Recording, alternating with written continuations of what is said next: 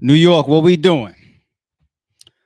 I had to put this one on today. We will get there. What's good, y'all? How's everybody feeling? Shout out to the whole chat. Everybody on the way in. Members is in the building. Chat is in the building. Shout out to the mods. I see my member Big Yeller 317 is here. Don Bean is here. J Main 34 is here. Cotton is here. Shout out to the members early on the check-in. I appreciate y'all. All right. We got a fun stream ahead of us today. Y'all see the thumbnail. Y'all see the title. Fabulous Destroys 50 Cent in the Squatters Freestyle. Not only am I going to play that, we're going to do some live reaction to it, but I want to talk about the after effect of it. Are we going to go route A or are we going to go route B now that Fab done jumped out and did what he just did? So we'll get there. What else do we got? I tried to give y'all a little bit more information in the details below, let y'all know some of these videos of what's coming up. So you can take a glance. Not everything is there, but if you look at the description, along with the title, you see the Deontay Wilder situation. We're going to play that video. We're going to talk to the ladies. We're going to talk to the fellas. We're going to talk to everybody. And some things about that that I definitely do not like. We got Tyler Perry. We're going to read that situation. New situation. Give y'all my reaction to that. What else do we got up here for y'all? We're going to talk about this Craig Mack conspiracy. I saw that come out recently too. Rest in peace to Craig Mack. What else do we got? What else? What else? We got a bunch of stuff today. Blueface is here. He's made today's stream. Uncasa, he's not even in the description, but we got Uncasa. And we got some other fun stuff. Actually, I'm going to start off with the fun stuff. Let's warm up. So once again, shout out to the whole chat on the way in. Christmas. What are we at? The 27th. 2 days removed. Everybody all right? Everybody survived? Everybody good? Did y'all get what y'all wanted? Did you not get what you wanted? Was it a tough holiday for you? Was it an easy holiday for you? You know, I've had tougher holidays and I've had some incredible holidays. For me personally, this particular Christmas was incredible. Really, really enjoyed it. I play Santa Claus for my Christmases, right? We do Christmas Eve collectively with a bunch of other families, but Christmas Day is just me and mine, like my family. And I get to, do the whole Santa Claus thing where I give out gifts. And while I was on the stream Christmas Day morning, I didn't peep it because I didn't look at my phone during the stream, if y'all notice. But as soon as I ended the stream, I looked at my phone. And my daughter sent me a text message. They showed me a picture of them watching me on stream. And my daughter was like this because they're waiting for me to get off stream with y'all so that we could open up one and get. It's the most beautiful picture I saw in a while. But I go upstairs and, I put my little Santa hat back on. And it took us about an hour to get through everything. And everybody got their spot. And I'm able to say, all right, here's your gift. Here's your gift. But I do it tactically. I kind of like move up to the peaks, like the bigger gifts, So it's just like, the small stuff, the cool, boom, boom, boom, boom, boom. And then like towards the end, I got to a little spot where I was like, all right, everybody ready for it. We're going to do one heavy one for everybody. I do a heavy one. Heavy for you, heavy for you, heavy for you, heavy for you. Those are a little bit more expensive gifts. Then I'll start to close out a little bit more with like these are the ones I think that you guys really either didn't see coming and extremely excited for, or ones that you just going to be excited for, period. So that's, to me, the best part about Christmas. It's not the receiving. I mean, I've been getting gifts for a long time. It's about the giving for me, man. I love the opportunity, especially for my two little ones, to be able to watch how excited and how much fun they have after earning it all year. Them grades is on point. Y'all doing y'all thing. Everybody's having a good time. Good year. Y'all being responsible. Y'all growing into beautiful young children. Let's celebrate this the right way with as much as I can shower y'all with. You know what I'm saying? So that's the beautiful part for me. Good morning, G. I see you. Good morning. I see you, love. Prayers up to everybody. Yes, we here. Misha's here too. Good to see everybody. What's up, y'all? All right, staying on Christmas. Let me show y'all a couple gifts that I got. I'm gonna show you one gift that this one came from my son. Yeah, my son got me this one. My son got me this one. They said this one came out recently, right? I don't know. I don't keep up with Jordan releases no more. I'm kind of out of the sneaker game because I have way too many. If I see something crazy, I'll still pick it up, but they know my collection, so they still get me this type of stuff. But I got me a pair of these was eights. I called these the bunnies back in the day, right? Pair of eights. Bang. Size 11 for your boy. Now the dope thing about my son getting me a pair of these is I could actually wear one of my favorite Jordans now. My all-time favorite J's is 11s, and eights is up there. I wouldn't say eights is my top three. My number one is 11s, but I had these, but I got the old ones. You know what I'm saying? You can't really, I don't really wear my old throwbacks, and this is funny too because it's even a different size. Like a long time ago, I used to wear 9.5. Now I wear an 11. If that's weird to y'all, but I told y'all before I was a late bloomer, so I kept growing for many of my adult years as well in my 20s. But look at these. Look at the difference.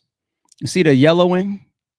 See how they yellowing and everything like that? So I probably wore these once or twice. Yeah, I wore these once or twice, but I stopped wearing them because, you know, these, I don't remember if this box is the OG or if this box is the for these particular ones. If this was like the first retro, I forget. This might be the OG. Might be. So now I got some 11s that I could wear. Speaking of Jordans too, off Christmas.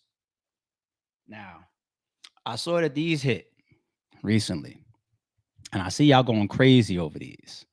Now, last year, I'm going to do this live with y'all and see if I still feel like an asshole or not.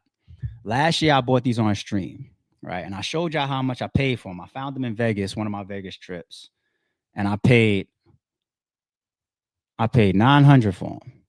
Okay, this should be my size. Should be 11, unless I found it like I'll take the 10.5. This should be an 11, because you know the sizes in Jordans could change the price. Yeah, this is an 11. All right, still dead stock, brand new, never worn.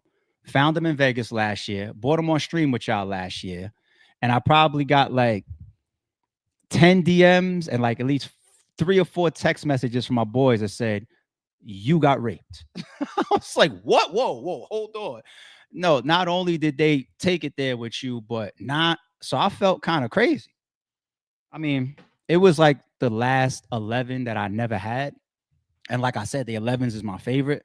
So I paid 900 for them. But now that I see that they're released and I saw clips going around the internet of y'all going crazy over them, I wonder how much that version is worth. They're called the Gammas, right?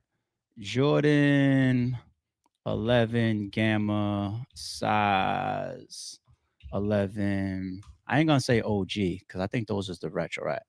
Let me see what I see. Oh yeah, I'm still getting fucked. So I'm seeing some 235, 330, 340. I'm on eBay. 369, 379. I paid triple. Now, all right. Now, is this the new ones? What about the version I got? What if I put in OG originals? I don't think that those. No, those are the original. Hold on. Let me see. I'm not seeing any on eBay. Y'all gonna have to DM me or tweet me. Yeah, tweet me. I got too many DMs. Tweet me. Let me know if those are OGs at the point now where there's been a re-release. Am I okay now with what I invested from a Jordan? I don't want to say resell because I don't resell mine, but I know the sneaker game is serious. So I haven't seen anything right now on eBay that's over $400. I paid more than double, but I don't know if I'm just looking at the ones that just came out is the thing. So y'all gotta let me know. Last but not least, here's a gift that I got on accident. How you get a gift on accident? So shout out to my brother Aaron. Like when I say we do Christmas Eves and the families together and all that, normally the fellas we exchange. You know, now exchanging amongst my group of friends can get very expensive. You know, these are all guys that do very, very well for themselves. So the expectation is a little bit higher. The bar set a little bit higher.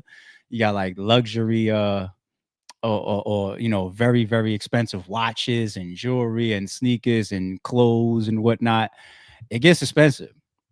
Last year, what we did though, the fellas, we just did a secret Santa. We was like, fuck all that. Like, we do the website, and only one person you get assigned to, and then you leave it unlabeled, and then that person gets the gift, and then it's a little fun thing after guessing who bought it for you. You know what I'm saying? So you only got about one gift amongst the circle of friends that gets together on Christmas Eve.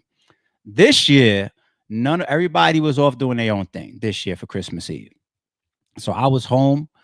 Some people had other family that came in. We didn't get together, but I still got a gift from one of my boys, my boy Aaron. I love him to death.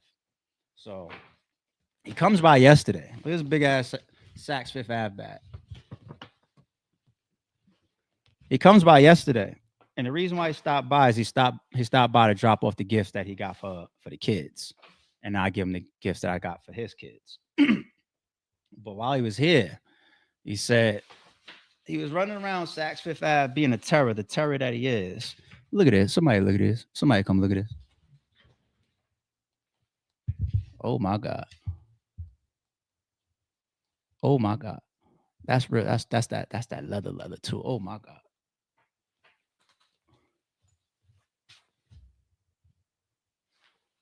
Oh my God. You know what these things go for? Look at this. Look at this shit. Look at this tag on there. Look at this. Look at this tag. Y'all see that tag? That tag say $5,960 is what this. So when I say I got it on accident, let me tell you how now. He's in Saks. He's in Saks doing his little thing. He sees the jacket. He buys the jacket. He gets home. He realizes it doesn't really fit him. And he says, instead of taking it back, I'll just give it to Adam. Who don't want friends like that? I don't want any of my other boys to see this video, this stream, and be like, yo, you gave Adam something, but you ain't buy something for everybody else. That's not what happened, fellas. All right? That's not what happened. That's not what happened. Like, that is like a rich man's laziness. Yeah. Yo, my man said he bought it. He didn't try. You buy. I don't even. And to be honest, I think he said he caught a sale. But even if it was fucking half price, okay, a $2,000 jacket. Let's say it was half price, okay. You're already buying an expensive ass jacket like that. You didn't try it on. Then when you get home, you try it on, and instead of return it or exchange it or refund it, you say, "Fuck it, I'm just gonna give it to Adam. He knows what to do with that." That's literally how this nigga pulled up yesterday. I was like, "Yo, I love you, man." Shit. So when you see me on my Instagram and like 20 different pictures on like 20 different occasions wearing that jacket, you know where it came from. But also, if you scroll my gram, it's the same. If you could see it, if you find it, I think it was last Christmas. He's the same person that you see me giving a black Averex, all right, on Christmas Eve. It's the same person. So that was his thought as well. All jokes aside, his thought as well was like, yo, he gave me a black leather before for Christmas. I got this black leather that don't fit me. So now I'm gonna give it to him instead of return it. So dope shit, Aaron. I love you, my brother. Dope shit, dope shit, dope shit. Dope shit. Okay. Y'all ready to have some fun now? Walk through some of this news, some of these updates. Y'all ready? We good? Are y'all laughing? Is anybody making fun of the 900 J's? Did I get killed? Am I good? All right, let's keep going. Let's keep going. Up first, quick reminder. Check this one out, y'all. We just uploaded this yesterday or the day before. Yeah, yesterday. What is this? So what I put up for y'all, you're not really going to be able to see it here on PC. But it's at the top of the channel. It's the 360 version of the Hitman and Cassidy battle. All right. Shout out to my man E. He obviously was there. He was in front of the stage. He captured 360 footage of this whole event. And he pulled this out of the vault, sent it to me about a week ago. And ever since then, we've been going back and forth, me trying to figure out how to upload it 360. He helped me figure that out. Yesterday, I figured it out on my side, then I uploaded it. If you watch this joint on mobile, you'll be spinning in your chair. It gives you the opportunity to like see the crowd.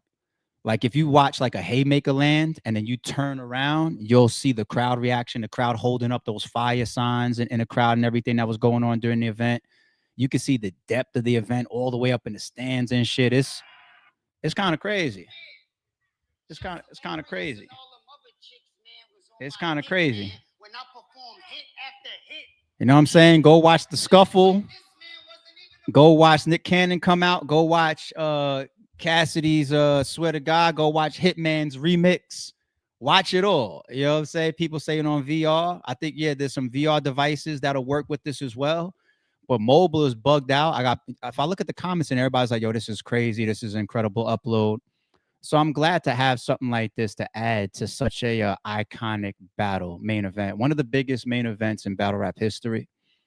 By impact, by numbers, by promotion, by everything, by everything. The comments is crazy. Y'all loving this upload. So shout out to y'all. Check it out. Have fun. And spin around in your chair at certain moments. You'll see things that you've never seen before. Actually, I haven't even watched the full thing. There might be some shit happening off to the side that I don't even want y'all to see. I don't know. I don't know. But check it out, y'all. Enjoy it. Enjoy it. Enjoy it. New upload on the RBE side of things. All right, let's go. More news. Lego. We done warming up. I thought this was hilarious, people. It's kind of fucked up, but peep this. It says the end is near. So you see, LeBron is 40 years old. He's played 23 years. Steph is 37. He's played 17 years.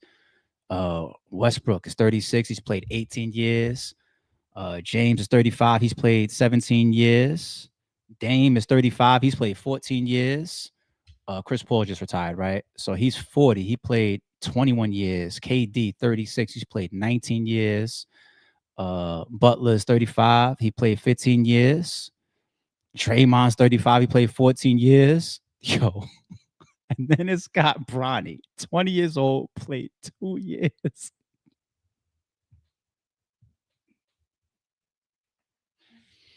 That whoever made this, that's one of the most diabolical things to do to this young man. I know he hears a lot of shit already during the course of his career, but this is fucked up on a whole nother level. And I'm not supposed to be laughing because I've always been such a big supporter of Bronny and his father coming together and making this history. You know what I'm saying? But I mean, we giving the guy as much time as possible. It's just like at some point it's past what it means and the history of it. And at some point, people like me gotta come back to actual basketball. I'm keeping it 1,000. It's like, dude, can you show us something to keep you in the league? Like the fuck? But shout out to Bronny, man. No disrespect, man. I love he's in the league. I really, really do. Especially the things that he had to overcome health-wise. But let's move on. Let's go to Uncasa. Smaller news. Let me see what he's talking about. Looks like he has some things to say about Jim. All right, let's go. Why you left me outside the rap caviar after I put the song together for y'all? And why you used to tell me Jewels was better than me? Why you always used to try to discourage me? And it goes, you already told, you used to try to discourage East too, because you told him that when y'all did an artist to artist. Why you were, and I didn't come in on your back. I came in as an independent artist trying to run with the set, keep the bird. Man, I got this shit tatted on my arm, bro.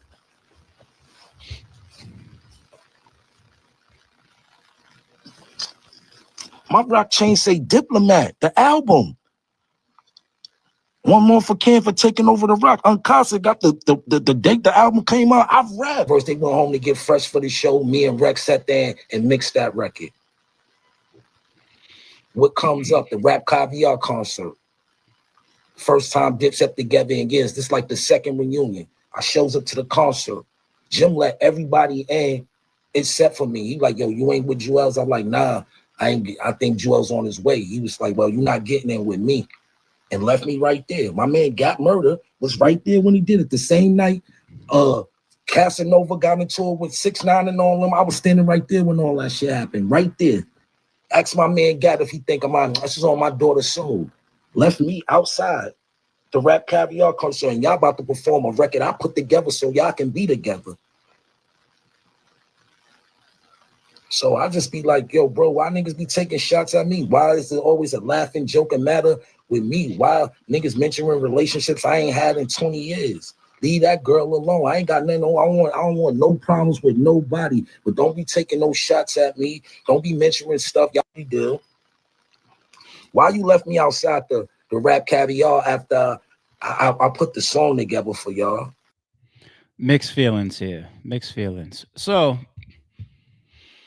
as much as I could get at Uncasa, with just opinions on this looking like, what else is new? Another guy from the past ain't really did nothing since his peak that was tied to somebody else. I do want to disclaimer that with saying he said, why y'all keep dissing me? So it's very possible something recently happened. Maybe he felt like he caught a shot on a podcast or in a song or something like that. If he's pulling up to places, and he obviously did music with Jim and the whole Dipset Purple Bird Gang movement and all that, right? That's us, that Purple City Bird Gang, that whole movement included Uncasa, no? So if he's pulling up to shit and niggas is like, yo, where's Joel's at? And obviously there's something that happened, okay? And he's talking as if something even recently happened. So I want to give that to Uncasa. You know what I mean? Like, respectfully. And shout out to Uncasa. I want to give him that. And there could be even more that we don't know, okay? But at the same token, there is a side of me that we watch it happen so much. I watch it happen with me too. Here I am, the leader, the face, the owner, the engine, the person that says yes or no behind Rare Breed Entertainment. And that means that I've been in the midst or in the mix of a bunch of people's battle rap careers, good and bad.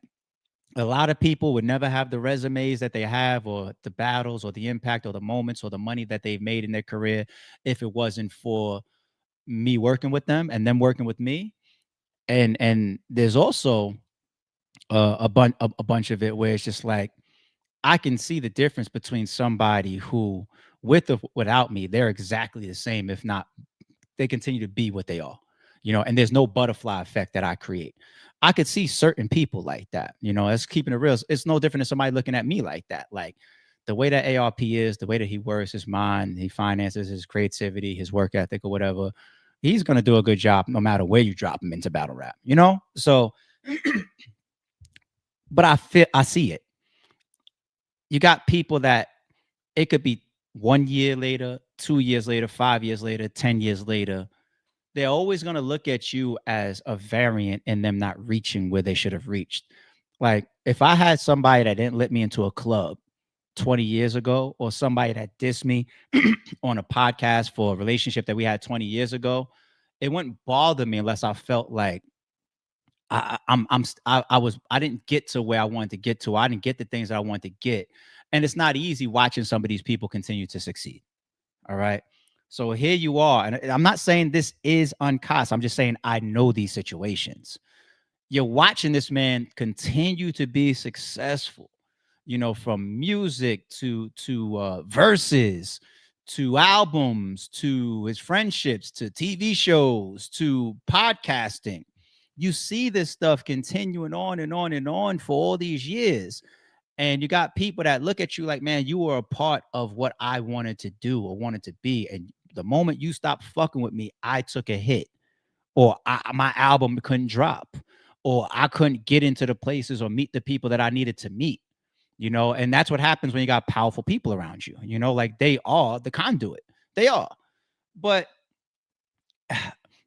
I live more by the make another Hove than I do the person that's just like, damn, yeah, it happens.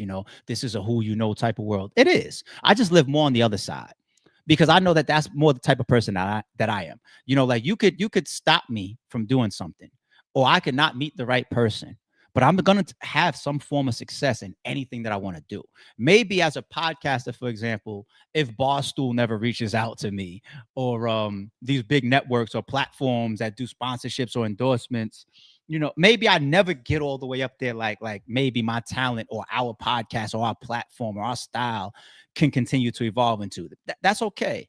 but I will reach certain levels of success just from me. I don't give a fuck if I'm with Jay or Jim or Rihanna or Kanye or all these different gatekeepers or RBE or you.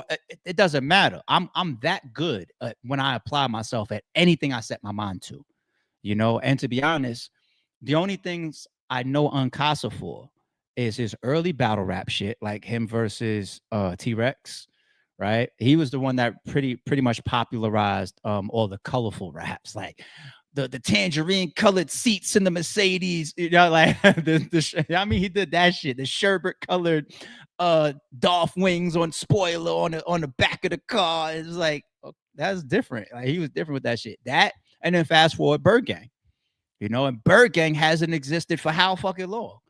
Bird Gang was a movement.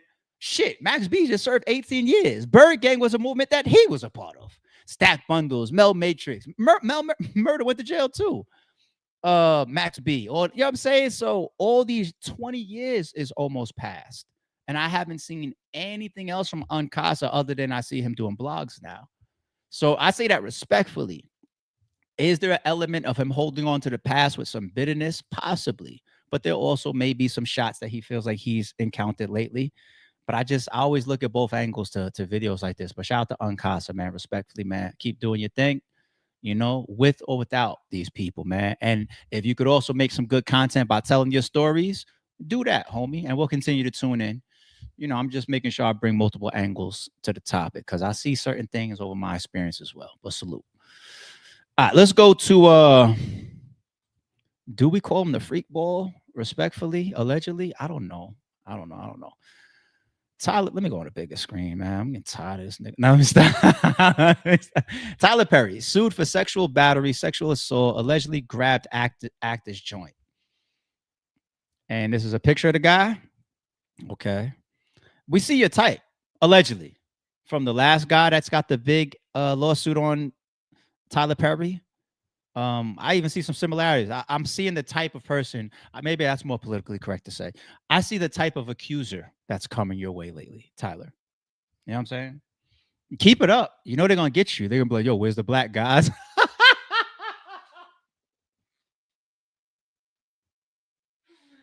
Did I say that? Allegedly. Did I say that shit? I did. Oh, wow. You just can't take it back when it's on live. Hey, y'all, keep going. Tyler Perry is being sued by an actor who appeared in Boo, a Madea Halloween, with the actor accusing Perry of making unwanted advances and groping him without consent. Mario Rodriguez, a model and actor, filed a lawsuit against Perry and Lionsgate. Oh, shit. Lionsgate is a big deal. Lionsgate Films Thursday in California, claiming he first connected with Perry in 2015 after a gym trainer approached him and told him Perry wanted to meet him. Little suspect there already, but okay, let's keep going. Rodriguez claims Perry called him later the same day and that Perry told him he was writing a new movie which might contain a part of him. Okay, a part for him, my bad. Rodriguez says he told Perry he didn't have any acting experience. Okay, plot thickens. To which he allegedly replied, Mario, I'm not a bad person to know and have in your corner. That's the reply? And is this the first conversation? Is the first reply, hey, what's going on, man? I'm trying to get you in this movie that I got coming up. Yeah, I don't really got no acting experience. Well, Mario, I'm not a bad person. I'm a good person to have in your corner. Is this the opening of the very first conversation you had with this man? Mario, you are gay. Allegedly. You are gay. You are gay. You are accepting a clear advance at this point. If this relationship continues or communication continues to the point where he could get next to you and grab your joint, you continued this, but that is an immediate advance. Fellas, let me be real. Don't fucking lie to me. Don't act all macho. I know we living in this no H. Can I say homosexual? No pause, the pause world. I get it. We're extremely homophobic. I love you, man. I love you. I appreciate you. We are extremely homophobic. But fellas, you know what? I'm gonna slow down for a second. Fellas, keep it real. Have you ever been hit on by a guy? They like, I knew he was gonna ask that shit. Fellas, Fellas, have you ever been hit? You know what, ladies? Yeah, it's different for women. I don't want the ladies. Fellas, have you ever been hit on by a guy? In the words of 50, he did that shit allegedly. Okay. I got one here. Shout out to Karma. Our member says yes with the emoji. All right. Harry here says, yeah. Southwest Center 83 says, sure. Wavy jumps in and says, unfortunately. McChilson, our member, is here, says, I have. J-Man says, come on, ARP, don't open this can of worms up. I add a little bit of flavor there, but for those that's listening on Spotify or whatever and not watching, Don B says, no, he's the only person. Jay said, flavor. Yo, I'm going to keep going just so nobody tries to spin the block on me and tell me that I'm tripping with this topic, this subtopic right here. John says, yes. T. Whitty says, yeah, I have, and I had to check blood. Chill out, Jack. Reference king. I'm fast like that. J. says, I think so. You didn't know? What's up, man? What you doing this afternoon? Whoa. Not sure what that means. Let it develop, for a second or two and figure it out. Yo, all right, you tried it, you do it too, but she said, what details the ladies is in here? They're gonna start peeping how men move. Be careful, fellas, whatever y'all say in the chat. The ladies is watching. All right, it's happened to me over my life. You know what I'm saying? It's happened to me. It happened to me in college. It happened to me in I don't remember some teenage shit. I don't remember nothing. Definitely in my younger years. I think something has probably happened within like the last 5 years. You know, another thing that happens. Here's one. It's not sex, but I'm going to say it. If you watch these streams, dude, respectfully, I shop at Neiman's a lot. That's connected to Lenox Mall. There's a guy in there who worked. I can't say that because then he fuck around and sue me like you exposed me. I can't even say this detail. Yeah, I can. There's a guy in there that worked with a girl that was pressing me. I can't even say what I was buying because there's different departments and even that gives it away. But this girl selling me something and that the vibes was crazy. And I was also being real cordial with her partner, which is him, a gay guy. I was being, and I'm not the type of guy that's like overly sensitive to gay people. I've never been like that. You know what I'm saying? So I just be like, I'll be cool, whatever. But here's the thing. I've encountered it like with this example right here, this dude that works, I'll just say Lenox Mall. And every time I'm in there and I see him, it's to say, and he definitely DM'd me before. You know what I'm saying? A bunch of times. So that's like trying me. You know what I'm saying? Like when you're courteous sometimes to people that are homosexual, sometimes they don't understand like this is not the opportunity to try to advance or see what's up.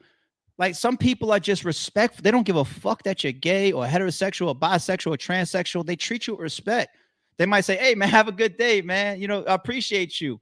That doesn't mean, you know what I'm saying? Maybe some people walk around with their preference and they're so used to getting shunned that when somebody is courteous to them or shows them that level of respect. But anyway, that's how I ended up showing him the courtesy. You know what I'm saying? And I would have did that even without Shorty, to be honest, because that's just how I am, like respectful. But the dude, every time you see, I was just like, yo, you know what I'm saying? That's one of the most recent ones I could think about. But men get hit on just not as much as like women. Don't think that we could ever fucking live in y'all shoes. But men get hit on by men. Y'all get hit on by women. And I feel like when women get hit on by women, from what I've always seen out and about, y'all are super appreciative of it. Y'all let other women slap y'all on the ass and shit. Oh, your body, your butt. You earn that in the gym. Can I feel it? Can I touch it? Can I see how soft your ass is? Women could do that shit. You know what I'm saying? Men, Now that's an advance. Like if you touch me, I'm gonna hit you. You know what I'm saying? Like this Tyler Perry shit that we're reading. We saw the title. If you touch me, I'm knocking you the fuck out. You know what I'm saying? You crossing me, you disrespecting me as a man now. But as far as a verbal attempt, which is what's happening, let's get back into that. I'm gonna bleed it back in. What's happening up here? This, Mario, I'm not a bad person to know I have it to have in your corner. That right there is when you get to make certain decisions. You get to say hard shutdown, which is I don't know what you think this is. You got the wrong one piece, nigga. Or you get to say to be courteous, and sometimes they don't take it the right way. They still don't grab on. I appreciate you, my man. You know what I'm saying? But I really don't have no acting skills. That's a respectful curve. You know what I'm saying? Like, I don't gotta treat you like I'm homophobic. Like, nah, man, I'm not really an actor, man. But I'll see you around the gym, man. Have a good one. Right? And the Tylers of the world may not, I shouldn't even say Tylers, allegedly. Some people of the world don't get that, and they just keep pressing, like, oh, he's a nice person. I'm just gonna keep trying.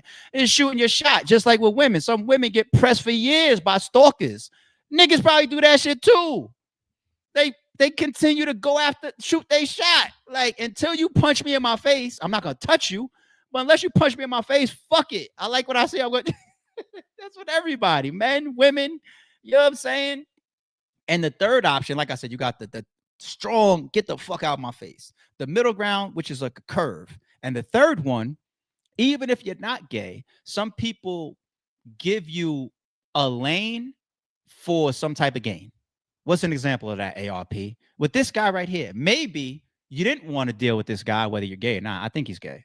That quick. I'm thinking he's gay, allegedly. But let's say he's not. You still might entertain and allow more of the energy than you should because it's Tyler Perry and you'll fuck around and put $1 million in your pocket. All right. So those three things could happen in a scenario like this. Let's continue to read this shit and see if we could pick up on which one of the three this motherfucker really continued to do. Let me see. Rodriguez says Perry invited him to his home where the two drank. It's over. I don't believe the lawsuit. I don't gotta. As soon as you say you went to his crib to drink with him and all this type of shit, and he already gave you that early press on the phone, Mario, you gay. Mario's gay, and there's nothing wrong with that. But that's gonna change this lawsuit a little bit to me. Hold on. Oh Lord. Rodriguez says Perry invited him to his home where the two drank in his kitchen before proceeding down to a home theater where he claims Perry rubbed his shoulder and chest. What'd you do then? While moaning sexually. Tyler Perry, we got to start looking at you. Like, I'm not saying that this is true. It's all alleged.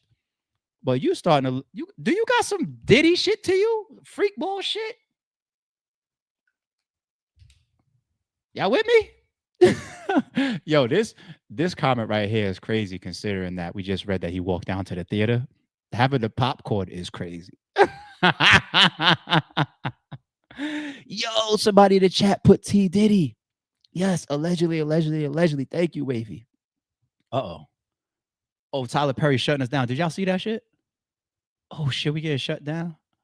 Let me click back. All right, we good. TMZ, why did I just get a threat detection for the Tyler Perry post? I never got that before, TMZ. All right, anyway, this is some freaky shit. It says, while rubbed his shoulders and chest while moaning sexually. What's your response, Rodriguez? What did you do? Rodriguez says he left the house shortly after. What? No, what do you mean shortly after? This word is supposed to be immediately. What do you mean shortly after? Shortly after is pretty much leaving the room so that if Tyler Perry got cameras in his house to be able to come out and say, why is he saying that I sexually disrespected him when I rubbed his shoulders and chest while I was moaning? And then he hung out for 30 minutes after. That'd be a real defense. If he was that much in danger or that much disrespected or that much being violated or that much being assaulted, why did we go back upstairs and I got you on camera pouring up another glass of wine with me? Right? That's what that means shortly after. Fuck you mean? Am I going too far? No, I'm not. I'm in my lawyer bag right now, early, until we see the paperwork. Nah. Rodriguez alleges in this lawsuit, he and Perry only saw each other on the set while shooting the movie. Oh, so you took the job after telling him you can't act. So you took the job. And he makes it clear Perry was never inappropriate towards him during the production. Also, he's getting his content off. He's doing a job still. Hey, Tyler Perry's going 2-for-1, dog. Duh. If I could see this by reading a couple sentences, you're the one that's there. The fuck? I be hating these motherfuckers. It's like they lose all common sense and intelligence while they're in the midst of the billionaire getting rubbed down and shit. You gotta be kidding me. After filming concluded, though, Rodriguez claims Perry would invite him to his house to discuss future projects. Though he alleges Perry asked him graphic sexual questions on several occasions. What did you do? What did you do? In 2018, Rodriguez says he went to Perry's house believing the two would discuss possible career opportunities. You mean after he rubbed you down while moaning? Another situation where you went back? However, once there, Rodriguez claimed Perry asked him if he enjoyed receiving oral before reaching into his underwear and grabbed his joint. Yo, everybody stay mature in the chat. Stay mature. Rodriguez claims Perry gave him money, $5,000, after the incident while apologizing for his alleged conduct. Here, hold it. Hold on to this bread, man. Hold on to this. You good. You good. During another alleged interaction, this is like the third interaction. Rodriguez claims Perry grabbed his hand and forced him to touch Perry's joint. You're not strong enough to... Oh, you can't grab my hand. And fuck is you doing? When Rodriguez says he got up, this guy, he don't look like he's 100 pounds. Fuck you mean forced your hand? Grabbed his joint. When Rodriguez says he got up to leave, he claims Perry gave him another $5K. You went back for more money, you bitch ass nigga, allegedly. If I let it go just a little, almost too far, he gonna give me a 5-piece on the way out the door. That's what's happening. Rodriguez is suing Perry for SA, sexual battery, and emotional distress. And he's asking for punitive damages of at least $77 million. Will this make the top 5 or top 10 worst lawsuits of 2025 stream that we got to do? Will it? Perry's attorney, Alex, he's got Alex Spiro. Yo, y'all can tell when I don't do no fucking prep. I might skim some shit.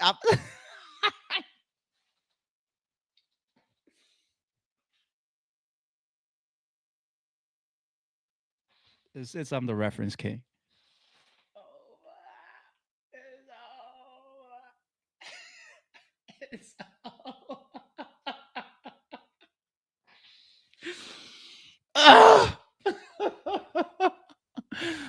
Yo, he's got Alex Spiro on the joint, though. Okay. Tells TMZ, having recently failed in another matter. I thought this was going to be a 5-minute segment, but anyway, it failed in another matter against Mr. Perry. The very same lawyer has now made yet another demand from more than a decade ago, which will also be a failed money grab. A decade ago, 10 years ago, this is. Screenshots. How did they make money then? Subscriptions? They make money from advertising. Lots of money. I love how I feel right now, but I don't like being horny. Testosterone. What does that have to do? We're talking about subscriptions. Why are you talking about being horny, dude?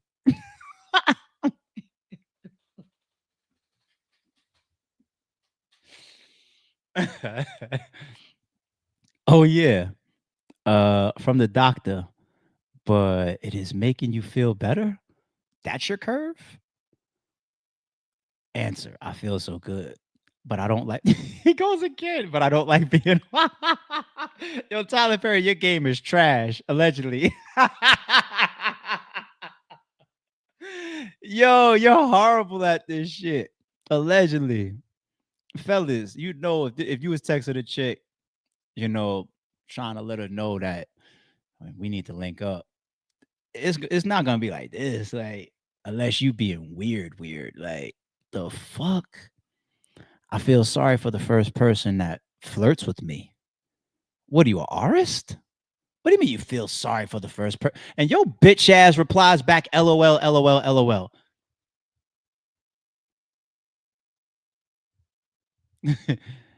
You don't even understand. That's inviting. The LOLs to that is inviting. Or it's leaving the door open for him to continue, to be honest.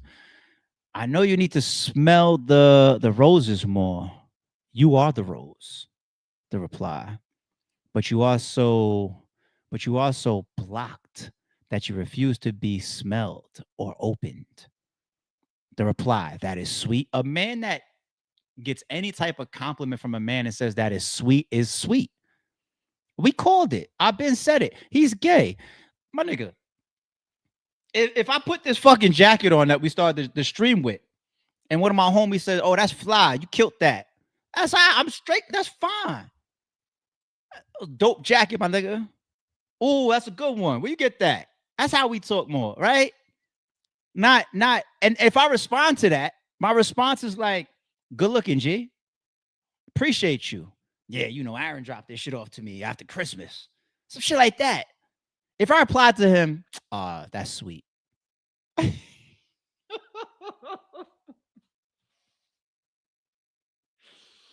If I ever responded to one of my niggas like that, it would be what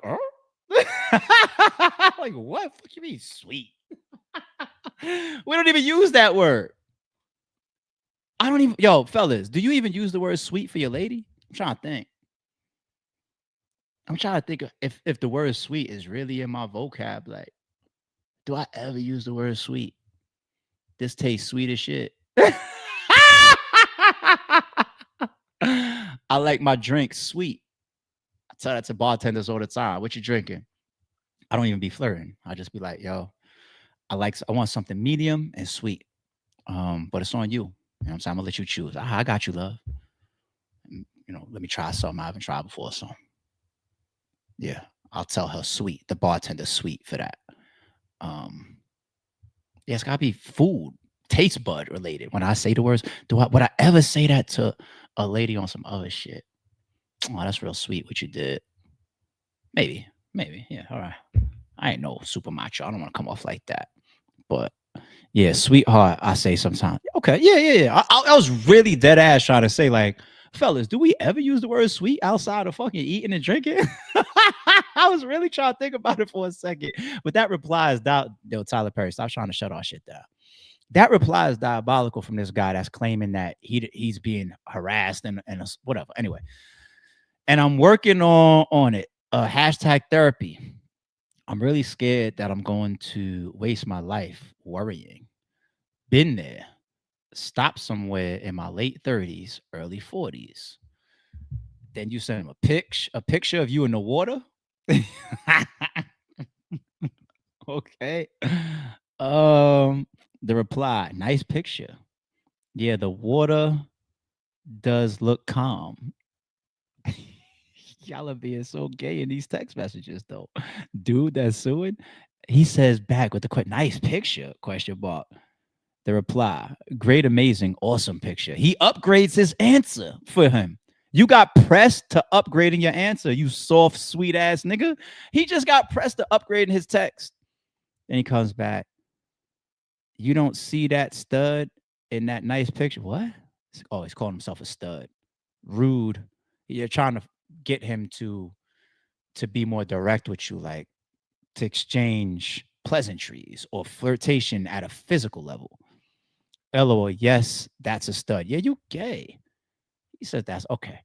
As you know, the Oval Doc actor Derek Dixon sued Perry for quid pro quo and workplace sexual harassment and sexual assault and battery after alleging Perry harassed him for years of groped and bare butt. Wow. Yeah, that's the other. All right, dude. You here, Rodriguez, allegedly you're gay, and you got this fucking article writes like you put yourself there purposefully multiple times, at least 3 from what we read here. And 2 times he gave you bread, he checked you off. 1 time you're talking about him rubbing you down and then you leaving shortly after. The other time he grabbed your joint. You ain't hit. I'm not hearing no. He got punched. I'm not hearing I cursed him out. I'm not hearing I ran. I'm not hearing I didn't go. I'm the text message. You with or you encouraging damn near. And that listen. I'm never going to justify. You know what I'm saying? Let me take this fruit cup. Well, and I'm only calling him that not because he's gay, people, just because of the way he's acting with this shit. I don't like that. On a serious note, people. It's fucked up. Think about man, woman. There's a lot of people in jail right now for making a move, a physical move, and somebody said that's bad. I know it could be a fine line, but think about it like this, y'all. Fellas and ladies too. Ladies is just as there's some ladies out there that's just as aggressive as men. Okay? Let's forget the gay shit. Ladies, imagine you text a nigga and his text back is all like encouragement, and you're like, yo, look at this picture of me, and you're like, oh, that's a nice picture, look at that stud and everything like that. And then you go over to his house, or he comes over to yours, matter of fact, my bad, you're the one advancing him. He comes over to your house, you rub down his chest and his shoulders while you start moaning, and then he leaves shortly after, and then years later, months, whatever, he sues you for sexual harassment because y'all got a job together as well, or you hired him for some shit. Because the reality is, people use work to get their rocks off all the fucking time, to hit targets, and you're with people when you work with them sometimes more than you've seen your own kid. If you're going into an office 9 to 5, Monday through Friday, you might hour for hour, given that you sleep 8 hours of the day as well, like you might see your coworkers more than you see your kids, hour for hour, week for week, month for month.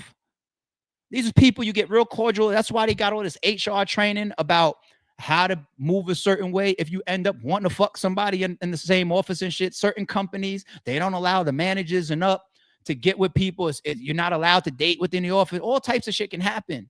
You know what I'm saying? But point being, all right, I'm a whole $1 billion production, whatever movie, whatever guy like Tyler Perry. He's gonna use some of that to knock down targets. It happens everywhere. What rapper never took down a groupie? What R&B singer? All these people is using the positions that they in to get what they want too. Like, let's not act naive. Let's not be stupid about this shit. But if we take it off work, knowing especially there was some flirtatious vibes when you told him, I don't know how to act, and he says, I'm a good person to have in your corner, though. Ladies, if that nigga sued you a month from now, you'd be a bitch ass nigga to y'all, right? Like, yeah, I rubbed his chest and shoulders, but look at the text messages. He knew what he was coming over here for. We wasn't coming over here to read no script. We was in the theater watching The Wire. Had nothing to do with nothing. Pouring up wine all night. And after I did that shit in the theater, the nigga left an hour later. You would be appalled if a nigga did that to you. And I can't see myself ever doing that to a woman. Like a man, I'd be a bitch ass nigga. Now, fellas, society makes it tougher on us. Makes it tougher on us. Them ladies, they could get away with rubbing your shoulders and your chest and grabbing your joint and slapping you on the ass and all that. More than they get away with that shit. Look at us walking to a precinct talking about, yeah, I just want to report an incident. Shelly from down the block came over and she grabbed my dick in the theater. The fuck at the time, let me look at you like this. What's her address? You know, it's almost like even the kids that take down the milfed up teacher, female teacher, is we want you hung and killed. If it's a fucking man, some 30, 40-year-old man taking down the 15-year-old girl in his class, we want you dead. If it's the other way around, some little kids getting patted on the back. You took down Miss Parker? Don't lie to me. Don't lie to me. But at the same token, this is like we're in such a sensitive sue for fucking money society that you can put yourself in this, like, no accountability.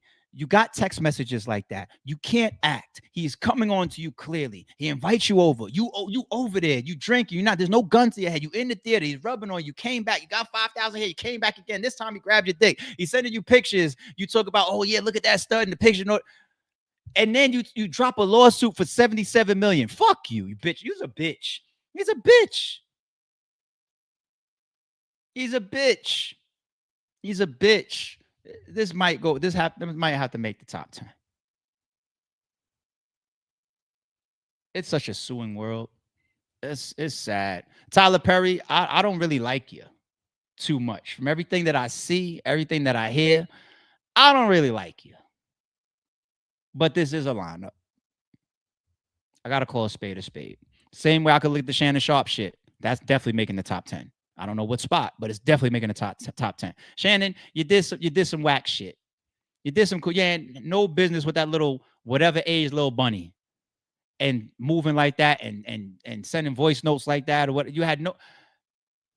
You was moving weird. You was moving too old for that. You did some corny, stupid shit. But she lined him up. That little fast, little freaky, little young white girl. She lined him up. And that's how I feel about Tyler Perry. Like, you got some shit to you, but it's bullshit, man. It's bullshit. Are y'all not entertained? Shout out to our new member, Kid K Westian. Appreciate you, homie. Welcome to the team. It's a secret society. All we ask is, let's move on, man. I could do a lot of rants and a lot of different angles about that. I didn't intend to spend that much time on the Tyler Perry shit, but we gotta do what we gotta do around here, people. Sorry, it's true. All right, let's bring up Blueface. I know this ain't gonna be that long. It can't be. It can't be. It can't be. It can't be. All right, what's he got going on? Blueface new girlfriend. What's her name? Navia. Akira balks back at him after he pushes her about her sex life on the live stream. See, I felt like this was going to be a good flow coming off of Tyler Perry either way. How many rappers have you slept with? Including me. I'm not saying that on this live. I'm sorry. That's very confidential. That's not a question for him. It's just a number, though. He already knows it, though. It's just a number. So I'm not going out of my way. Just say the number. I'm sorry. So you want me to ask you serious questions like that too? Serious questions? But that's not for the social media. But it's not for social media. But it's not social media. It's not for social media. I just don't feel like that's something for me to just but tell I'm the not world. asking for the names. They're normal fucking people. Why do they have to be just listening? How many? Including me. So me equals 1. 2. Past. Higher or lower? The past. 2. No, you know it ain't higher, but the past. So 2. Past. Everything's past tense. Okay, 3. Higher or lower? Oh my God. Like, oh, you are really asking me this 3 type of higher. question. Just say higher or lower. No, this is the type of shit that just say this higher is being or lower. toxic. I'm telling you. How many rappers have you slept with? Past. Everything's past tense. Okay, 3. Higher or lower? Is that a Bible on the chair in the background? Is that 2 Bibles in the background? I just peeped out. Like, what? Oh my God. Like, oh, you are really asking me this 3 type higher. of Just question. say higher or lower. Now, this is the type of shit that You can't make this shit up. Why is there 2 Bibles on the couch in the background? Just say this higher is being or lower. toxic. I'm telling you, this is being toxic right now. Like, The second slide looks like the same thing. People, last time I asked a woman body count, I had to be in my teens. I had to be. There's been times in my grown man, mature life where I asked about certain people, maybe. Because if you feel like you're in certain circles or certain mixes, you do want to have a heads up of that. Nobody, what's that movie? The Best Man? Was that it? Right? Now that's extreme. I also told y'all a story the other day about when I was just like one of my old peoples. I was just like, nah, you ain't getting with her, man. We're not doing the family trips and all that with her and the escapade she and I had. Like, no fucking way. We're not doing that. We're not bringing the families together like that. Nah. So I do stand like that, and I feel like that's where you exchange certain levels of information. You know what I'm saying? Because you don't want to bump into certain shit that could either be awkward. And let's be real. Let's be real here, people. This is a very honest stream so far. It's gonna get lighthearted later, I think. This is very honest that we're doing today. I don't care how secure you are as a man or as a woman. There's certain people that would break your relationship. For example, if you got your best friend, y'all do everything together. Y'all hang out, y'all this and that. Your shorty or ladies in the chat, your closest road dog. And then you meet a guy, you think that he's for you. He's perfect. He's everything you look for, or at least most of what you look for, right? You guys developing a beautiful relationship. The chemistry is there. Everything is on point. You're moving forward. And then you find out that your road dog fucked them. That could break everything. That could be like, I'll never be able to get past the fact that you fuck both of us. Like, it's just not a good dynamic to have. Like, for me personally, it don't got nothing to do with insecurity as far as what I bring to the table, what I provide, and the type of relationship that me and you's gonna have. It just comes from a awkward energy and exchange of experiences that I don't want that within my circle outside of me. I don't even look at my niggas a certain way. I would never want to look at no pictures of my, let alone I done fucked them. I wouldn't even want to see no pictures of my niggas' wives. I wouldn't. You know what I'm saying? Like, I got different eyes for them. Like, I call them sis. I hug them and say, well, all right, sis, little side hug and shit. All right, sis, have a good night. See you later. That type shit. Like, I can't even look at them like that. So I'm keeping it real. I am that way too. Like, if we ever talk about shit from our past, it'll be because we're exchanging experiences so we can learn certain things, which is always good. That's a build. Ain't nothing wrong with building. And also, if it's that factor of you don't want to bump into certain shit. Now, in my lifestyle, I don't think that would really be a concern. I think that's more of a situation in these celebrity circles. You know what I'm saying? Like, how many of y'all have really been with Kim K? We can name 10. How many of y'all have really been with Amber Rose? We can name 10, and so forth. And now y'all got these stories going around, right? There's an article. I didn't even bring it up the other day. The shit with Joe Morant and Lil Baby. I didn't even care to bring it up. I could have killed that fucking topic. I just left that fucking chick alone. She don't even anyway, I don't want to disrespect the woman. But y'all be in these circles exchanging all the same women. So if you end up developing feelings for Joe Morant or a superhead, Corinne Steffens, you might want to ask a question or two, even though you don't got to ask Corinne Steffens no fucking questions. Just go read her book. She's going to say, hello, right? But not everybody got a book. So those are respectable conversations to me. This shit right here that Blue is doing to this girl while live is that's some fucked up shit, and that's some corny shit. And she was obviously agitated to death. And especially if you know it, what he did right there to close this out is you turned your woman into content. If this is your partner, if this is your lady, if this is somebody that you love, somebody that you with, somebody you sharing living area with, and all this type of stuff, y'all always together, right? You're around each other's loved ones and children and whatnot. You turned her into content. And some of you motherfuckers need to know the difference between this is my reality, this is my world, these are my peoples, and the stream is on, and this is my streaming time or whatever. Don't turn your peoples into content. He was willing to fully expose her, embarrass her, and drag her over this topic for the sake of all of us tuned in. That's kind of shitty, dude. Grow up.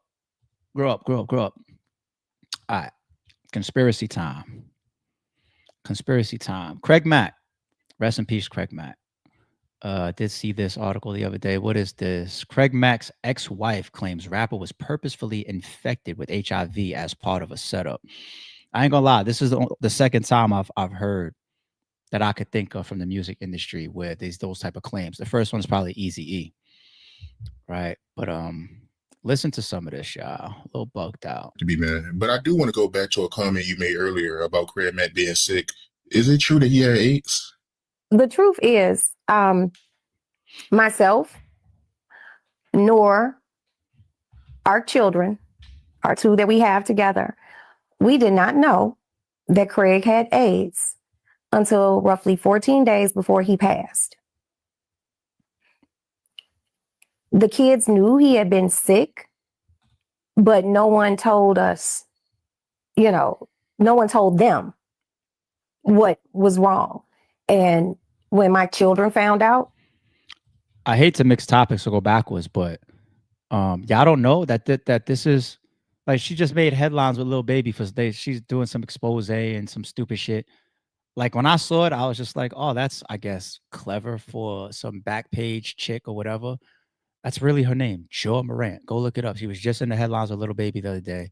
She's like, I guess some new industry smut allegedly or whatever. But Joe Morant. I left the topic alone, though. But anyway, let's continue. They called me and told me because they were very upset as to what happened. I don't know, but speaking with the coroner down there after his passing, the coroner said Craig had probably been sick between 10 and 11 years. Unmedicated. You're right to be mad. But I do want to go back to a comment you made earlier about Craig Mack being sick. Is it true that he had AIDS? The truth is, all those years. Why? I don't know. So if you do the math, that puts him back in New York when he got sick. How he got sick, we have some speculations, but I'm not at liberty to discuss those right now due to my attorneys telling me not to talk about it. Sounds like you feel like somebody intentionally gave it to him. Yes. I believe him getting sick was something that was intentional. Craig was a very heterosexual man. He liked women. He liked the company of women. So when people were saying, oh, he was gay, he wasn't gay. All those years. Why? I don't know. So if you do the math, that puts him back in New York when he got sick. How he got sick, we have some speculations, but I'm not. Someone got to him. Craig told a friend who is down in South Carolina. He told him, he said, hey, do you still want to be in music? And the gentleman told him, yes. He's younger than Craig. He told me, his exact words were, Craig told him, well, if you want to be in music, be careful, because they will put someone with you and they'll poison you. At that time, when he told him that, he had no idea Craig was sick with AIDS.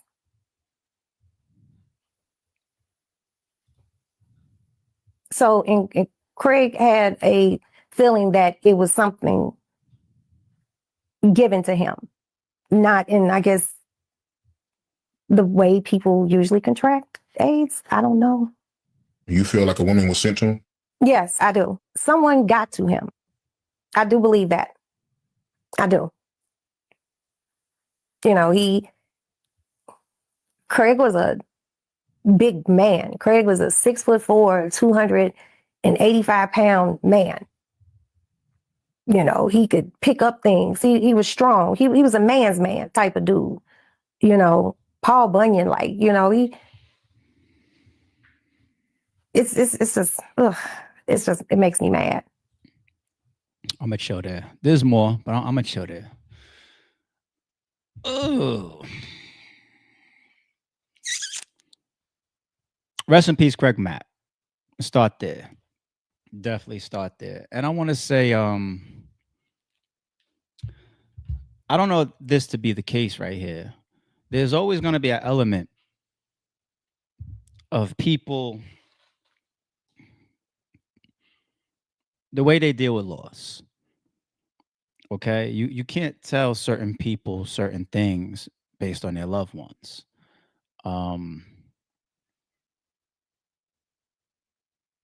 The way we hold on to our people, you know, and it's an emotional thing. Like, well, I just want to let you know, your son or your daughter, they really died because they were in the middle of robbing somebody. Wasn't that a case this year?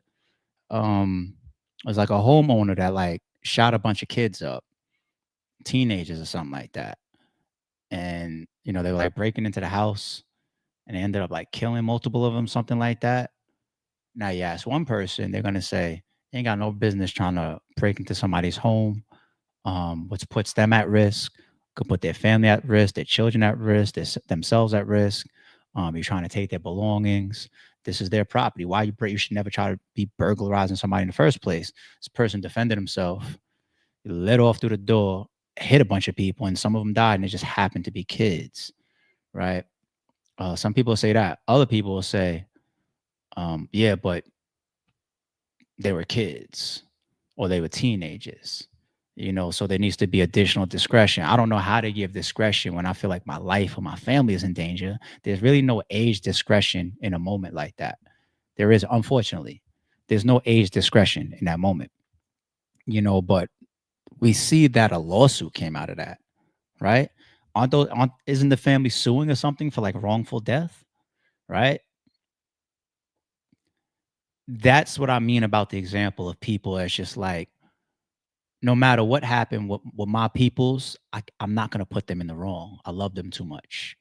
Yeah, they might have been trying to break into the house, but as soon as you get to the butt, I mean, it's very hard, I think, for any parent to say, my kids are gone because they were trying to break into somebody's house. They had no business doing that, and they got killed. And that's how the cookie crumbled. I don't think it's easy for a lot of parents to take that position. Instead, some people go to the other side. They sue.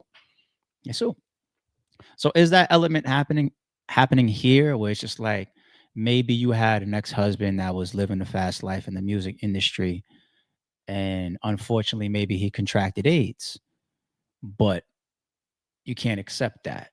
You can't accept that he was maybe just running around and living that type of lifestyle, and that's what happened.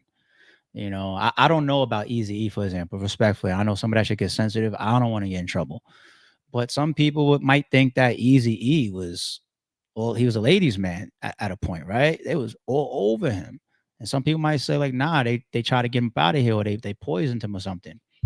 Everybody has a different feeling, So I want to leave that side there, and I want to be sensitive, and I don't want to go too far on that. But are we seeing developments here of a Diddy lawsuit? Is this really about Diddy? She said there are certain things she couldn't say because her attorneys, she's lawyered up for something. Her attorneys advised her things that she couldn't speak about.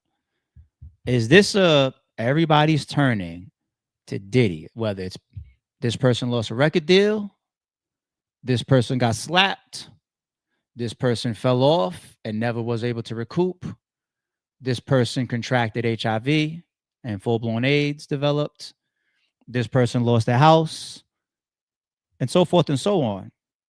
And a lot of these people see what Diddy is being exposed for via things like Netflix series and his trial, and he's public enemy number one. And 10, 15, 20 years later, he's to blame for all these people's issues. I don't know. I'm going to leave the question there, respectfully. Rest in peace to Craig Mack. I'm going to leave it there. All right. Very fast one. I just thought this was funny to transition off. And I didn't want to bring the stream down. We were having fun, right? I don't want to bring down the mood. My bad. Hey, this is the Sorry Shoe podcast, man. We got to do our job over here. Cardi B tweets, seems like the ghetto always finds me. It's got 1.6 million views on this. Yuck, she puts. I just want to read the comments. This person put, you attract what you are. Next comment. You one of them, and your music encourages them. The next one, accountability. The next one, the pot calling the kettle black. The next one, did she just now discover how mirrors work? That's my favorite one. That's my favorite. Shout out to whoever this is, Xavier. Shout out to you. This person has almost 600,000 followers, so he must be an active person out there for some reason. I love that comment, man. Didn't she used to be an escort? Oh, shit. Has she looked in the mirror? Idiot of the day. Jiff. You are who you are. Oh, post her ex. They're flaming her and never left out of you. LOL. The call is coming from that. That's really all I wanted to get to, those comments, because Cardi B, that's one of the reasons why she succeeded. That's one of the reasons why I even fuck with her, is she embraced the ratchet shit. The way she'll get on camera, I don't know, girl, like shit, yeah, fuck it. You asked me what's gonna happen, we just gonna have the same baby daddy then while she cooking and shit, right? Fuck yeah, he my baby daddy, your baby daddy too. Fuck, we just gonna figure this shit out. Like, that's how she act. That's her whole shit. You know what I'm saying? So why would you tweet that? What the fuck? Like, stay humble. We get it. Multi-millionaire. There's going to be some things that evolve and change, but some of you motherfuckers just need your tweets proofread. Like a Cardi B right there, or Meek Mill. Meek Mill, he definitely, some of y'all just need proofreaders. Like, before you tweet, just pay me X amount of dollars per year to review your tweets. I might reword certain things, stop you and save you from hitting TMZ for some stupid shit next week, or have you not looking like an idiot. You know what I'm saying? Like, have you not being a hypocrite? Have you not getting exposed? You know, like Cardi B should be out here minding her business with a newborn child, right? She has no reason for no news to pop up with a bunch of fans that all of a sudden start calling her escort and shit and reminding her past. She's supposed to be moved on from that, right? But she's the one that created that. Like, y'all need some tweet reviewers, man. But do what you do. We'll talk about it. All right, this one's more serious. We're going to do this one right here, and then we're going to move to the title. Okay? This one's a little bit more interesting for us. Kind of like the Tyler Perry one, maybe. We'll see. We'll see what type of rants we get out of this. But Deontay Wilder had an interview recently. He's talking about how crazy he got done by his ex. Him and one of my kids' mother. You know what I'm saying? That my ex stole over $400,000 from me. 400? Over $400,000 from me. She killed one of my childs because she couldn't get child support in the state that she was in. They had a cap on it. So she wanted to move to California. See, that was I believe that. I'm sorry. And not just because of the pictures that I seen of this girl. And I don't want to be overly stereotypical. Anyway, the whole thing about moving to California, didn't we see that allegedly in Brittany Renner's situation too, with her NBA boyfriend? It is a common thing, people. It is very, very common. You can say motherfuckers going to Turkey to get their hair done. They're going to Brazil to get their ass done. They're going to California for their lawsuits. I mean, for their child support. Real talk. It's a real thing. where all the girls go. That's to. what California because got the them lawyers laws out there that- waiting on them, and the laws is a woman is innocent until proven guilty, and man is guilty until proven innocent. Good luck. And don't have no money because they're gonna extort you. Yeah. You understand me? Judges and lawyers knowing each other and all that, no telling, you know. And these times, motherfuckers freaking out here. They probably having sex with each other and shit and coming on and hitting your case down. You know what I mean? I done been through so much, bro.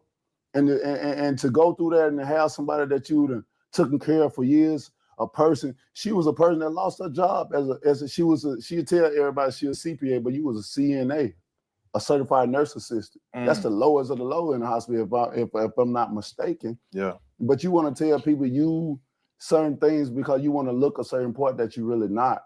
You know what I'm saying? And now you lose your job as that. You can't even wipe ass right. You done lost your job wiping somebody's ass because you ain't wipe it right. You still stink. You know what I'm saying? And now you lose your job. You finna become homeless. And you got two people you taking care of. So I end up getting her and moving her with me. Yeah. And you know what I'm saying?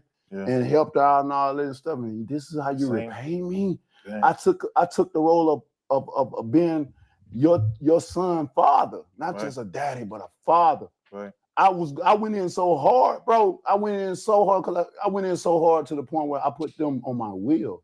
I had a meeting with my kids. I said, how y'all feel if I scooch y'all over? I scoot over a little slide and let somebody else get a little bit of it. And you know, my kids are amazing. They're my best friends. And they was down with it. So I moved a little space over and added her son in on my motherfucking wing. You ain't even my son for real. Right. You know what I mean? Wow. Yeah, that has to take a toll. I put her in my wheel as well too. Yeah. You was just my girlfriend. You ain't even my wife. I hope that still ain't dead, man. Yeah, man. I hope that still ain't. One time the son said, "You ain't my daddy." Now that's one thing you don't say to a man that ain't your daddy. Don't remind him that you ain't his daddy. You ain't. You know what I'm saying? Don't remind me that. I know that, but you ain't got. Right. I done fed you. Took you on all these trips, giving you a beautiful life. Yeah. I ain't your daddy. I'm put you on my wheel. Bro, when he did that, bro, I ran to my lawyer then to try to get that, you know what I mean? Because I felt like I was finna have a heart attack. Seriously. Yeah, that's enough. We don't need any more context. Sorry. Deontay. I look at the situation just off of what he's saying in this particular interview, and I say, like, a lot of men get taken advantage of, get fucked over for their bread. Yeah, we see it all the time. Is it always a sucker? Is it people that get lined up? Is it people that really, really get taken advantage of out there? It can happen to the best of the best. I don't want to act like everything's so clearly in your face. You could really be thinking you fall in love with this fucking person. They could have presented such a there's manipulative people out there, presented a beautiful person to you, and y'all just did life together, and then later on you found out like, oh shit, you really are the devil. I didn't know. You got me. It happens. They say the closest people to you is the ones that do it, right? But we have to make an exception to that common occurrence for Deontay here. And the reason why is because you come off like a sucker the moment you start telling me that situation about your will. So you have biological children already. You said you approached your children to see if they could be moved aside for this stepchild and this woman that came into your life that you moved in because she was allegedly fucked up and you helping to save her. This is a captain's, can I find her? This is a Captain Save-A-Hole moment that we're hearing right now.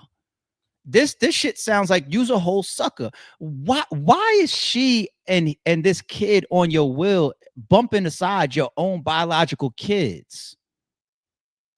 Why? Let me see if I can find it. Deontay Wilder's ex-girlfriend. Let's see if we can find her. Beautiful woman too. Beautiful woman. Can we find her? Beautiful woman. Oh, they got her with a new chick, a new nigga now already. I want to find her Instagram. Let me see if I can find her Instagram. I'd rather that. Ex-girlfriend Instagram. Sometimes Instagrams paint the picture, man. Not always, but sometimes they do. Is this it? Telly Swift? Is that her? Let me see.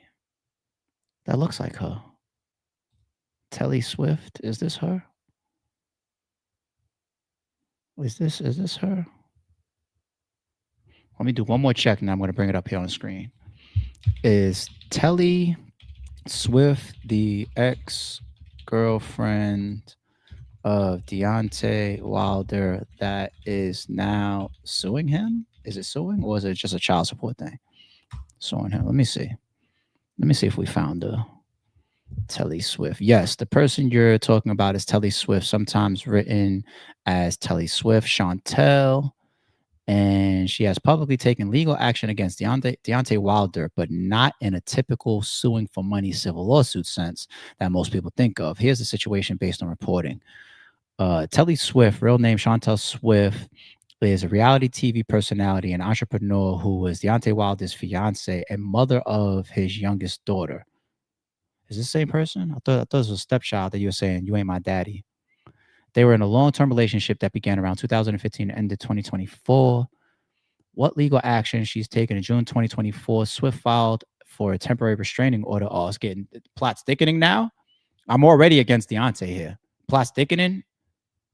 Alleging domestic violence and abuse during the relationship. But then again, that could be bullshit. Hold on. A judge granted that order. Okay. She made serious allegations of physical and emotional abuse in court filings, including choking, spitting on her, and other harmful behavior, which are part of the legal complaint for protection. Is she suing him? The action she took is domestic violence restraining order filing, not a regular lawsuit for damages, like suing him for money. A restraining order, okay. What this? If this is the same person he's talking about, if it's not, then you just got women issues, period.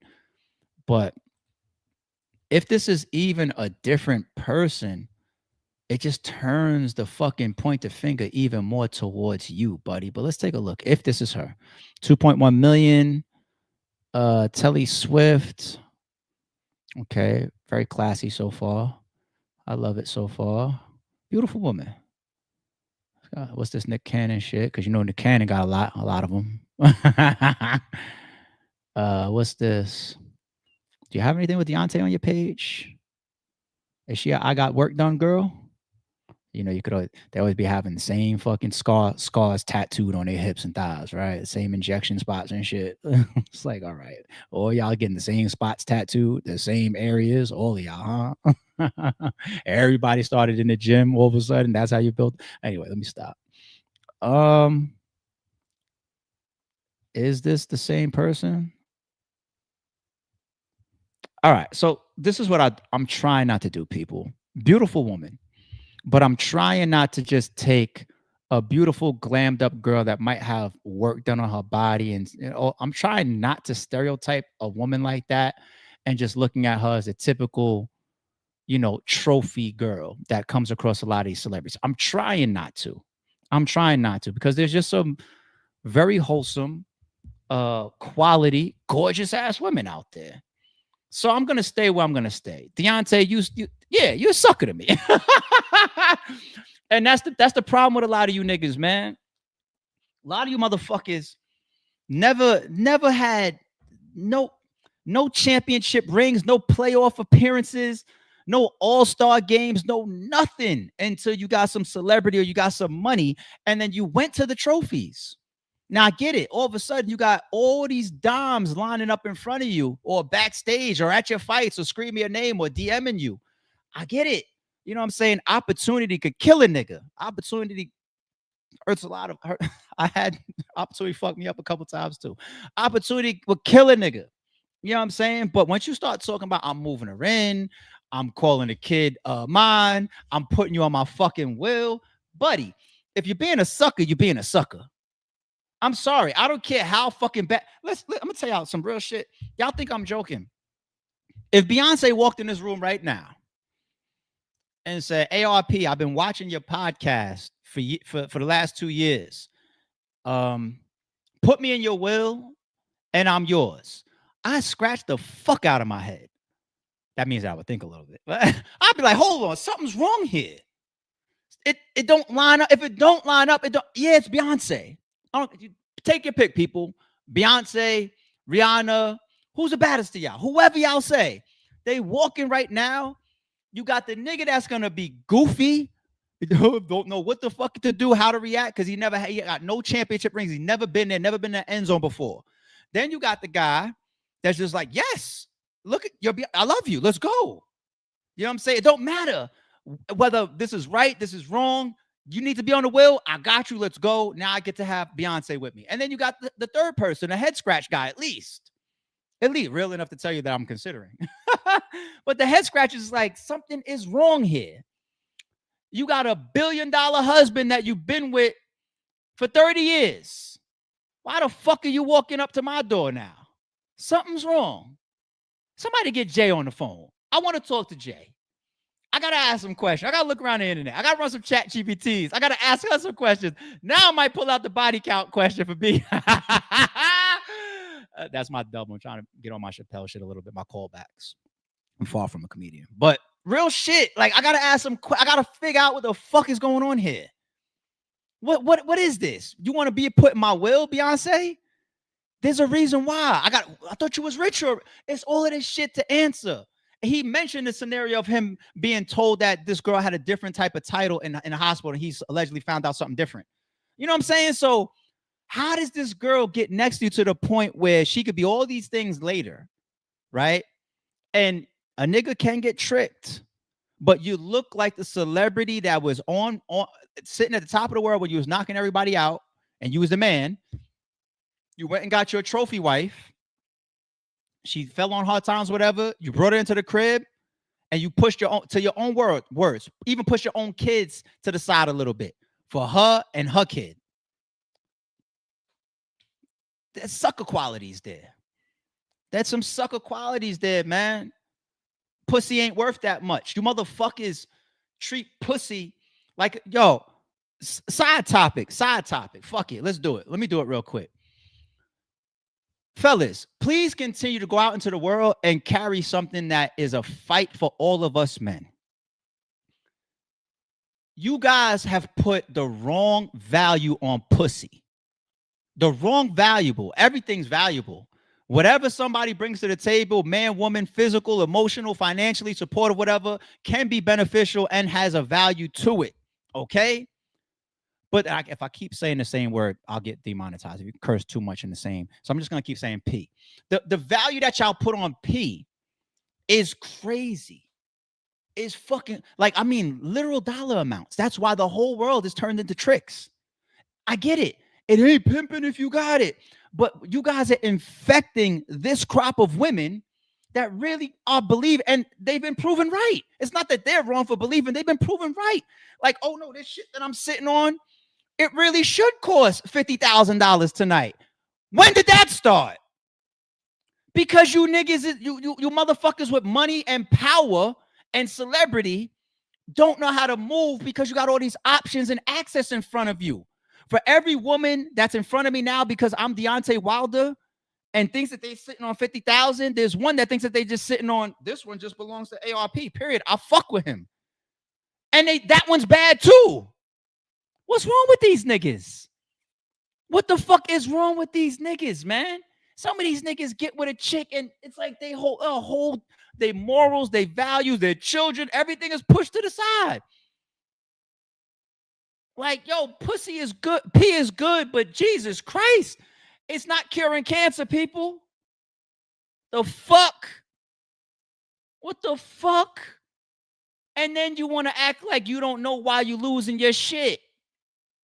Because you had this Instagram model press you at your fight. I'm just making up a story. Press you at your fight, get next to you, move her and her kid in, and then go to California, which is his story, to seal the rest of the deal. Now, I don't got no money to my name, which is why I had to move in with you. But now that I got everything I need out of you, I know how to get myself to California so I could put in this child support shit. Yeah, I don't know. That's why I don't know if that's the same girl. Because he's talking about, I don't know. If the math don't add up, it don't add up, B. It don't add up when it starts, and the damn sure don't add up by the time you have a kid with it. That's when actually the subtraction starts, B. Subtracting from your fucking bank account. Look like another nigga with money and celebrity and didn't know how to act.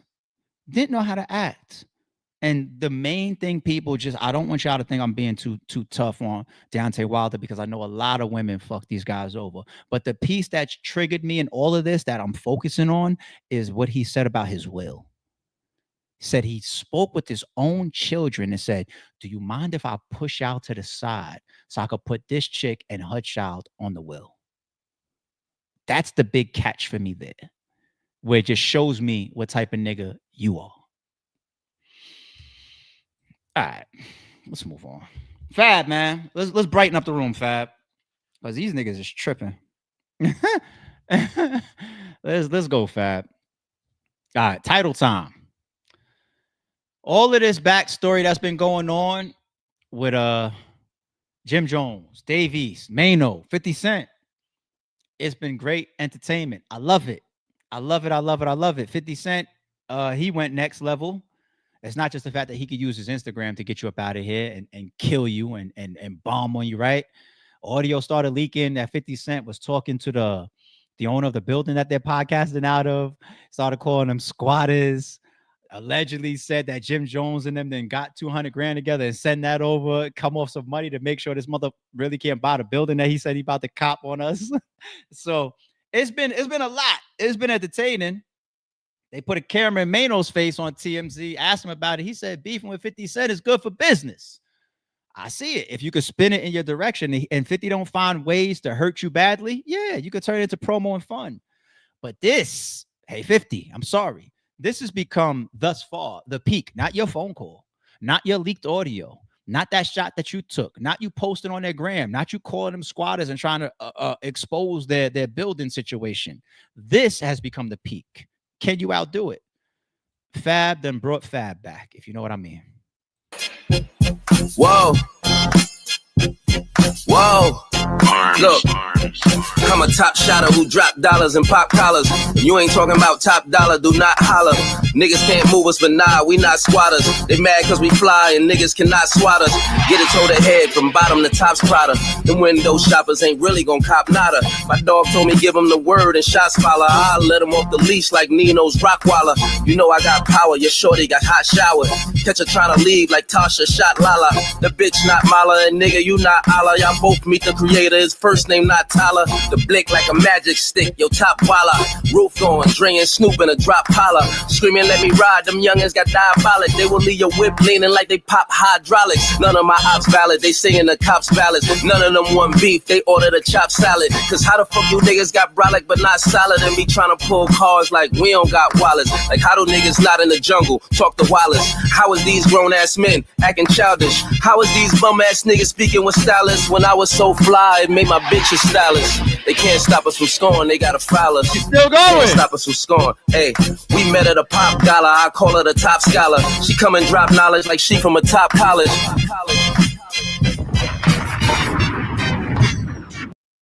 Wow. Yo, wait, whose post is this? Is this College Kid's post? Yes, this is shout out to College Kid, man. College Kid on the post with 50 and his BM, and then Diddy with 50's BM, the one that allegedly took the stand. Allegedly, Jane Doe, aka allegedly Daphne Joy. That one line took it from a 9 to a 10. That one line. Your girl got hot showers. Oh my God. When I heard him say that, because that's going to be a shot at 50 forever. Who else recently did that? Was it Benzino? Yeah, if Benzino got an angle on you, he'll never be able to live that down. The fact that your arch nemesis Diddy was freaking off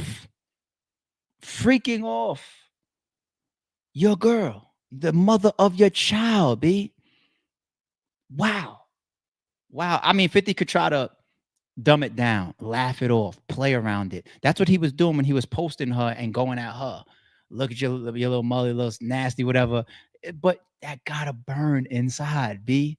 It's not just the fact that you find out that this chick it's with him of all people, and then you take the stand and talk about your freak offs and your love for the bed. And we already had Cassie up there talk about she getting peed in her mouth and she had sores on her tongue and all this type of shit from what they was doing at the freak offs. And he got you in this shit too. What? And Fab grabbed it.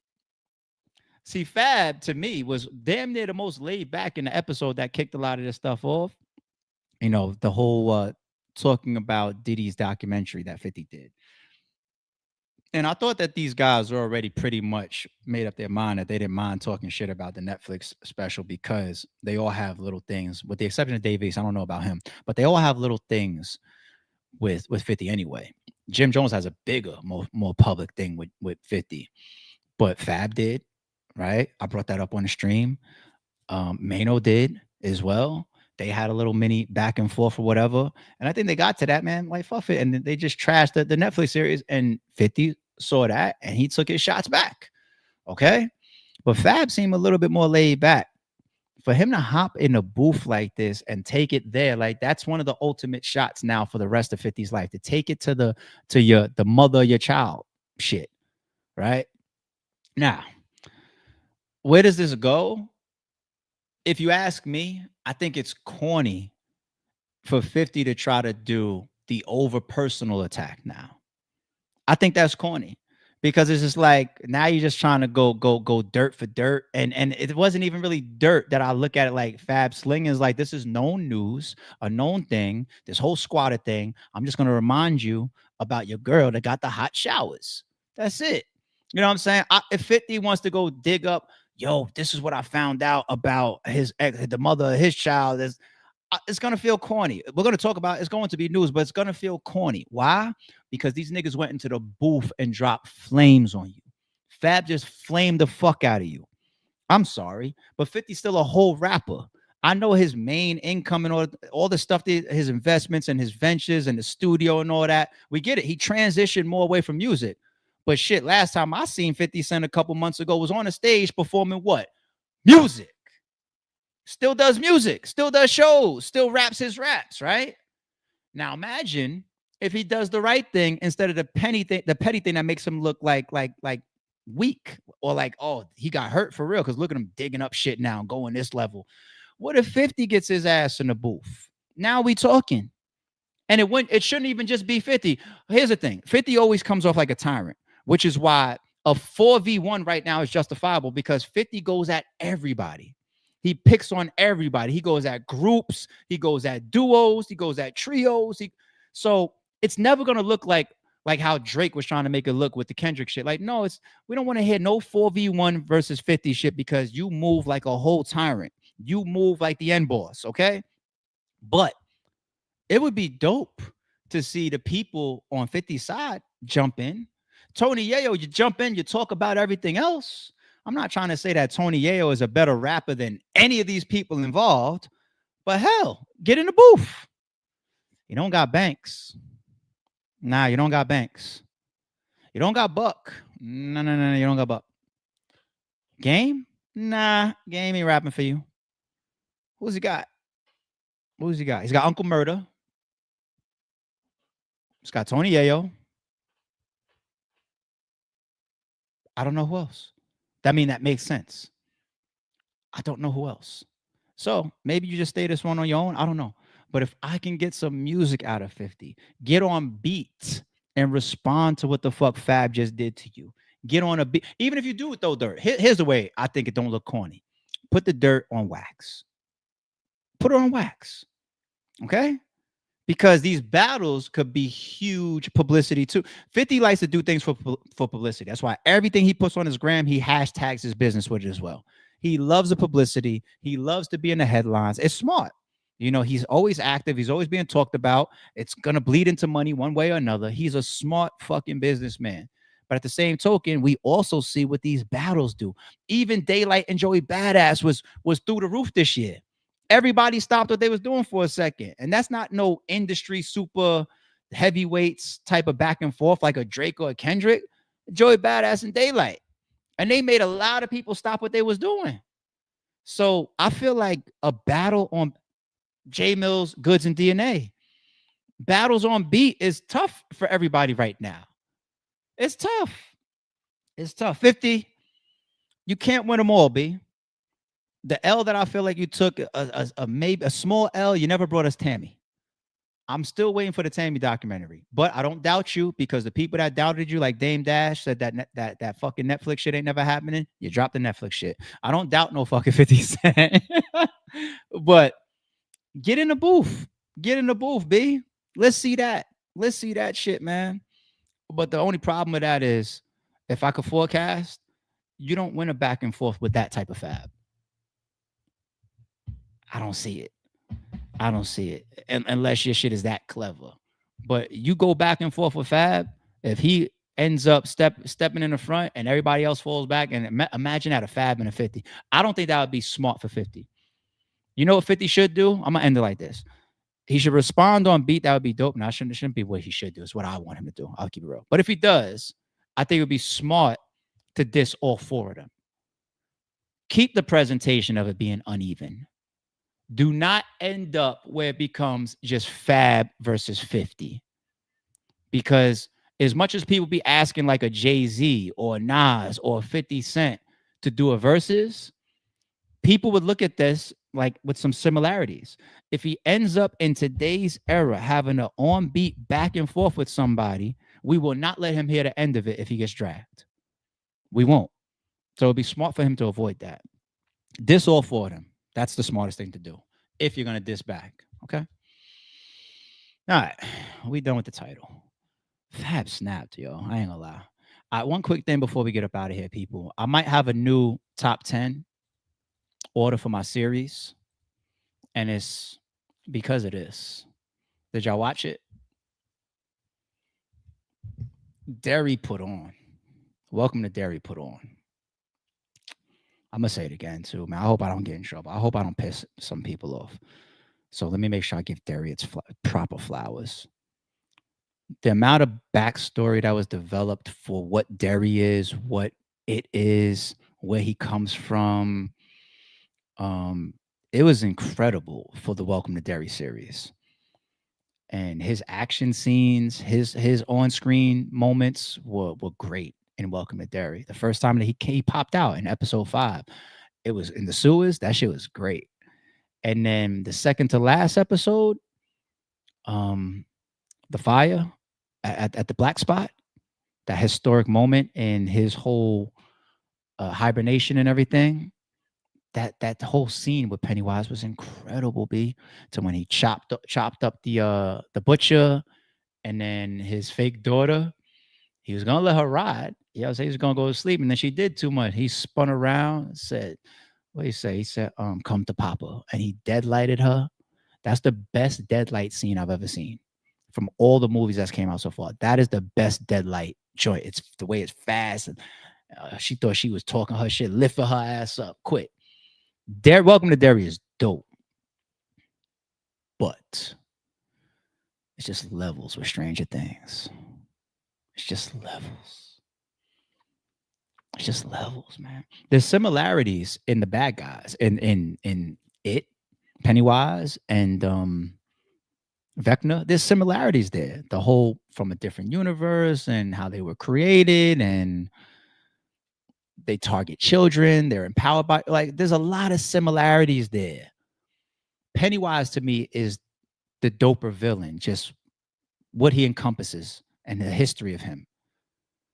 But when I just talk about the show, Stranger Things, it's just the acting is way better than Welcome to Derry. The characters that were developed way better than, and I know it's only one season of Welcome to Derry, but I'm just saying the characters are just way better in Stranger Things.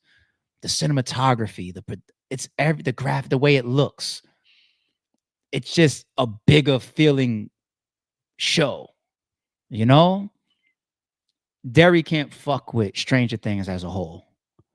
And now that the second or part 2 or whatever the release is, because 1 through 4 came out Thanksgiving.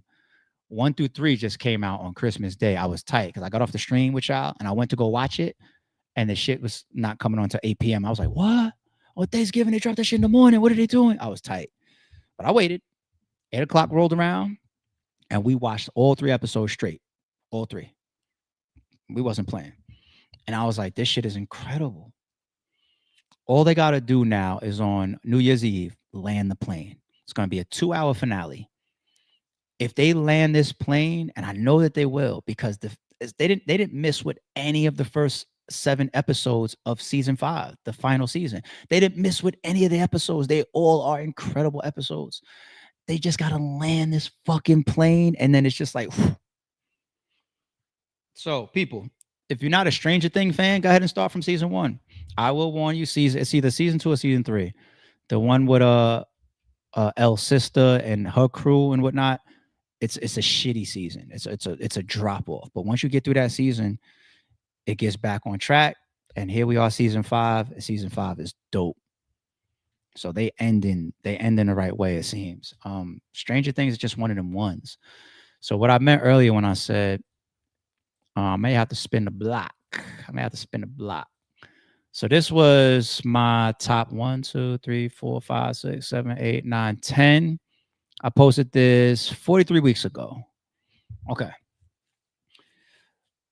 If you notice podcast people, you know I disrespect myself by even acting like the number 1 slot can ever change. That's just set in stone. That's to the grave. The Wire is number 1.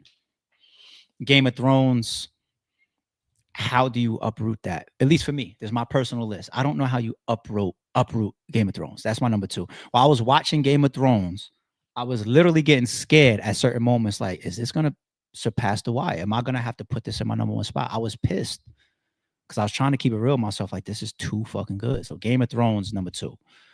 Now I don't know if you guys want to use like sitcoms. I did, so including sitcoms within TV series as well is why I got like a Martin. Okay, so Martin's my number 3. Stranger Things, if they land the plane on New Year's Eve with this finale, and I don't need a 10 out of 10 finale episode. I just need a good landing. I just need it to be a good episode. And Stranger Things is going to move into my number 3 spot probably. It probably will. Martin might have to come. I don't know. But anyway, Ozark is going to remain in my top 10. Whether it could move ahead of Martin or not, I'm not sure. Narcos stays in my top 10. Chappelle Show stays in my top 10.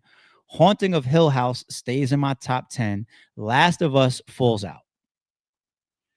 The reason why Last of Us falls out is because the first series or the first season was fire. The second season was a big drop. I didn't really care for it too much. And I don't know how many seasons they got.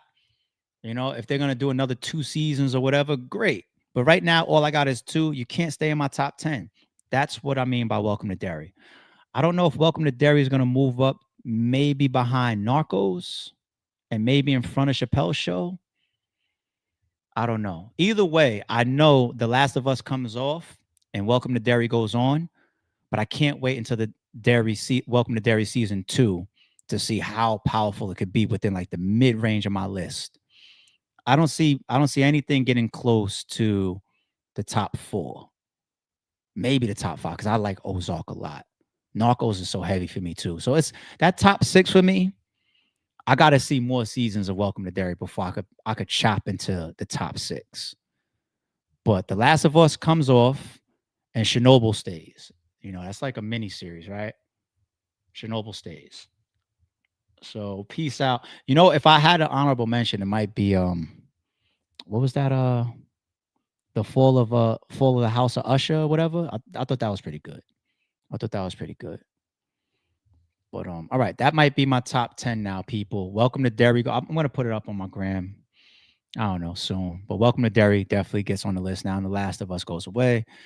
And I did a disclaimer at the bottom. I said I didn't see Band of Brothers. I know a lot of people swear by that. I didn't watch Oz. I only watched like the first season. I didn't watch The Shield. I only watched like the first 7 or some episodes of that. For some reason, it didn't hold me. I know everybody says how good it is. There's just something about it where I let it go. I don't know. Sopranos I saw, and Breaking Bad I saw, but they're just not my top 10. Some people get pissed at me when they hear me say that. Sopranos I thought was good. I don't understand why people got it number 1 or top 3. I don't. I just think it's good.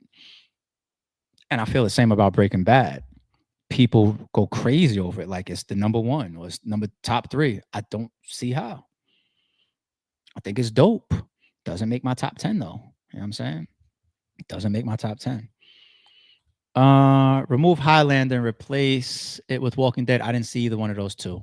I gotta catch up with that. You tried it. Boardwalk Empire, I heard is dope. Didn't watch it, Jay. I gotta check that. House of Cards, didn't check that. Chins, I gotta check that out. Okay. Walking Dead is fire too. Okay, y'all keep it coming in the comments of this video, or tweet it to me if you think it would crack my top 10. Then I gotta really make time to say, all right, niggas are saying this Boardwalk Empire is better than Narcos. Like, for example, I mean, if you think it's something that cracks my top, I don't got that for this. I don't. I watch Sons of Anarchy. My issue with Sons of Anarchy, unless I missed some of the seasons, I didn't like the what's the word? Is it cohesivity? I didn't like the cohesivity of it, where it felt like it stays. There was a lot of episodes that felt like whatever was going on began and ended in the same episode, like the dilemma. You know what I'm saying? It felt, which makes it feel a little bit more like not sketch art, but I'm forgetting the word of that too. But anyway, I didn't like the cohesivity of Sons of Anarchy. It was cool. I wouldn't put Sons of Anarchy ahead of Breaking Bad or Sopranos, and you see those fell off outside of my top 10. So Sons of Anarchy is cool, but that's it. That's all I can say. I'll make sure I didn't miss any supers. Once again, shout out to you, Don Bean. I appreciate you, my guy. Members in the building says, let's walk early on. You know how I start the streams. It's time to walk. I don't want anybody to think I'm taking that from Froze. He says, like, let's walk or come walk me or something like that. I just be saying, like, we're going to start the walk when we start streams. Shout out to Nikita once again with the good morning. I appreciate you, love. Misha's here. She says, good morning, family. Miss Ja, member for 13 months. OG status, OG member. Appreciate you. Jay's here, says that Big D energy. You talking about me? No, I'm sure. Why you say that? I got to clean that up. I'm sorry, Jay. I don't want you to feel awkward. I'm not, it's not like I didn't mean that to her. I just, natural, my own response. I want people to start thinking anything crazy. You know what I'm saying? Jay says, we all have the same 24 hours. You are either going to swim or you're going to drown. My mindset is, if you're not trying, then stop whining. Big sag shit. No one owes you anything. So that topic was around the Uncasa, I believe. Yeah, I'm pretty sure we get more context. That's why I try to give a different perspective of possibly what's going on with that, but I just have a lot of experience with the other side. So if y'all missed that piece, make sure y'all spin back catch up with that uncosted topic that was earlier in the stream. Appreciate you, Jay, with the big super as well. Thank you. Shay also says, I see you looking all ominous Martin voice. I think we was in the gay segment when we was talking about this heterosexual men getting hit on by homosexual men. Check that part of the stream if you didn't see it either. I did not know the Tyler Perry piece was going to be that long, but fuck it. Have you ever chill, Jay? Jay is tripping in the chat. All right. Oh yeah, this is our new member early. Once again, welcome, homie. Cotton sent out a gift. So shout out to Cotton. Wavy said, shout out to the mods. LOL. What happened earlier with the mods, man? Was somebody in here tripping? Shout out to anybody that was in here tripping, but mods are mods for a reason. I have no dog in the fight. I feel 50 has a big chess move on the way low. That would mean that he would have to be looking at this as a fully formidable opponent and something worth a continued engagement. You know, they look at him like something for continued engagement. That's why Mano said beefing with 50 is profitable and they are continuing music and all that. So they like, let's do it. Especially now that they done sent that 200 over to the landlord. They good now. Allegedly, I'm joking. Allegedly. Don't blame me, blame 50. The walls have ears. I run New York. Queen of the South is fire too, Cotton. Okay. All right, but how fire?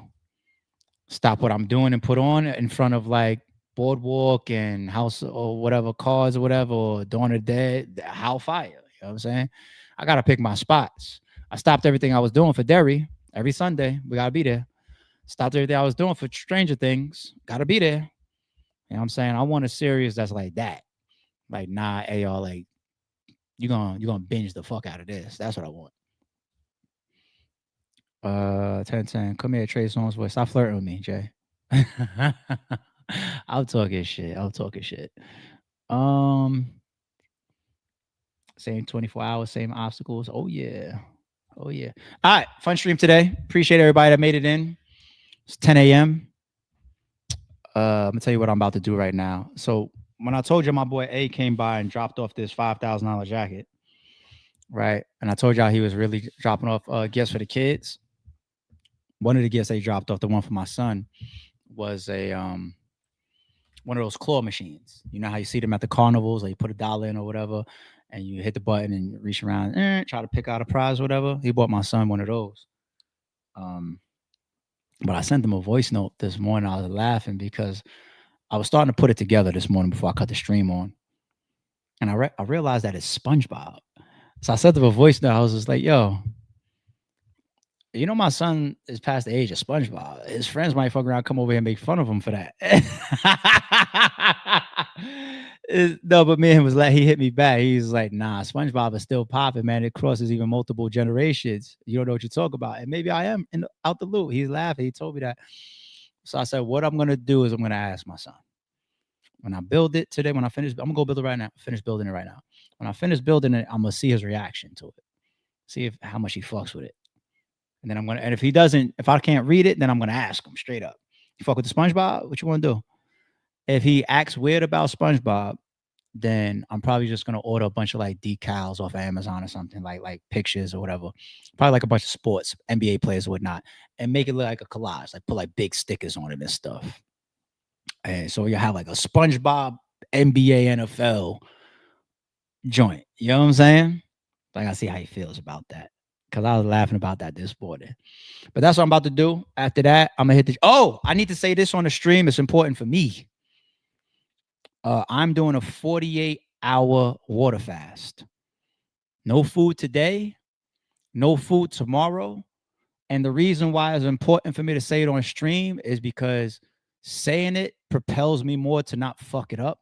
I was supposed to start it yesterday. I wanted to do Friday, Saturday, and Sunday.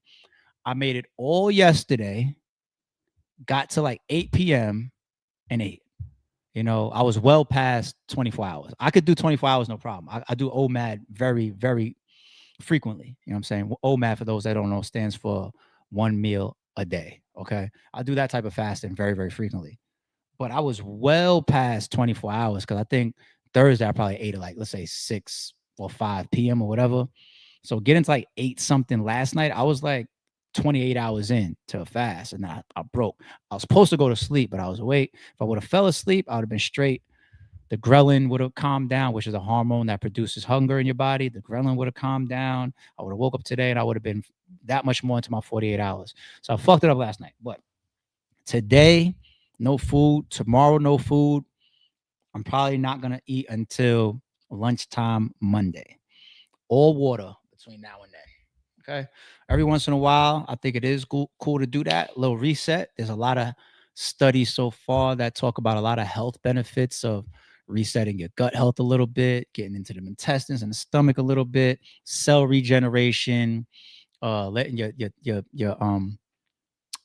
digestive system take a break. You know, there's a lot of healthy benefits they say to it. So I'm gonna do this 48-hour water fast. And hopefully it don't make me sluggish, because when I mad, I don't lose energy. There's studies that also show that people think that they need their food, you know, that's their energy. But when you fast, a lot of people realize that they have more energy. Why? Because when you eat 3 times plus per day, your body is constantly digesting food. And we don't realize how much energy we spend the body needs to digest food. This is why we have itis. You know, it puts your ass to sleep if certain foods and eat too heavy. You know, so the body spends so much time. People end up getting into these periods when they fast for a certain amount of time where it's like, oh snap, I got more energy. What the hell? I'm in the gym. I feel stronger. So I'm not worried about feeling sluggish.